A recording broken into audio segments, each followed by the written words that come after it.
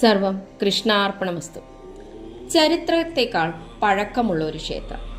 വയനാടിൻ്റെ അതിഗഹനമായ വനങ്ങൾക്കുള്ളിൽ ഇന്നും ഈ ക്ഷേത്രം മറഞ്ഞു കിടക്കുന്നു. പാപങ്ങൾ കഴുകിക്കളയുന്ന പുണ്യസ്ഥലം, പിതൃക്കൾക്ക് മോക്ഷം ലഭിക്കുന്ന ക്ഷേത്രം. ഇതാണ് ശ്രീ തിരുനെല്ലി മഹാവിഷ്ണു ക്ഷേത്രം. കേരളത്തിൽ ഈ ക്ഷേത്രത്തിൽ മഹാവിഷ്ണുവും പരമശിവനും ബ്രഹ്മാവും ഒരുമിച്ച് വസിക്കുന്നു എന്നാണ് വിശ്വാസം. ഇവിടെയുള്ള പുണ്യനദിയിൽ മുങ്ങിയാൽ പാപങ്ങൾ ഇല്ലാതാകുമെന്നും ഭക്തരുടെ വിശ്വാസം.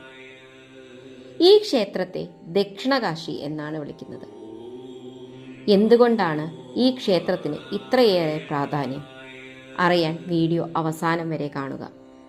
കേരളത്തിലെ വയനാട് ജില്ലയിൽ സ്ഥിതി ചെയ്യുന്ന ഏറ്റവും പ്രശസ്തമായ വൈഷ്ണവ ക്ഷേത്രങ്ങളിലൊന്നാണിത്.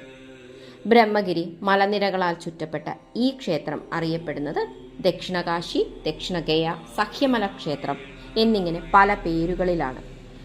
മരിച്ചവർക്കായി ബലിതർപ്പണം നടത്തുന്നതിനാണ് ഈ ക്ഷേത്രം ഏറ്റവും പ്രശസ്തം.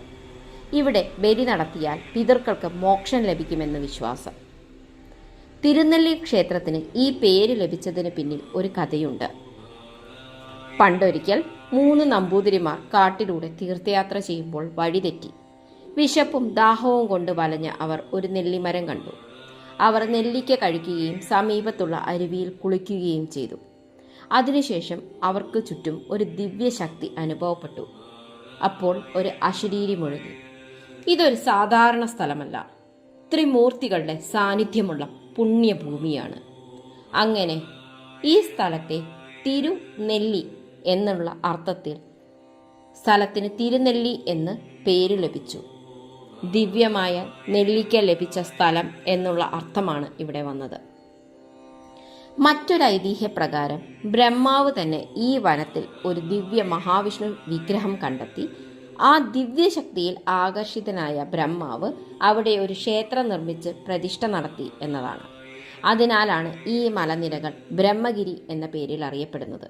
ഇന്നും രാത്രി സമയങ്ങളിൽ ബ്രഹ്മാവ് ഇവിടെ പൂജ നടത്താൻ എത്തുന്നു എന്നാണ് വിശ്വാസം. ക്ഷേത്രങ്ങളിൽ നിന്ന് കുറച്ചു ദൂരത്ത് സ്ഥിതി ചെയ്യുന്ന പാപനാശിനി, പേര് പോലെ തന്നെ പാപങ്ങളെ നശിപ്പിക്കുന്നത് എന്നതാണ് അർത്ഥമാക്കുന്നത്.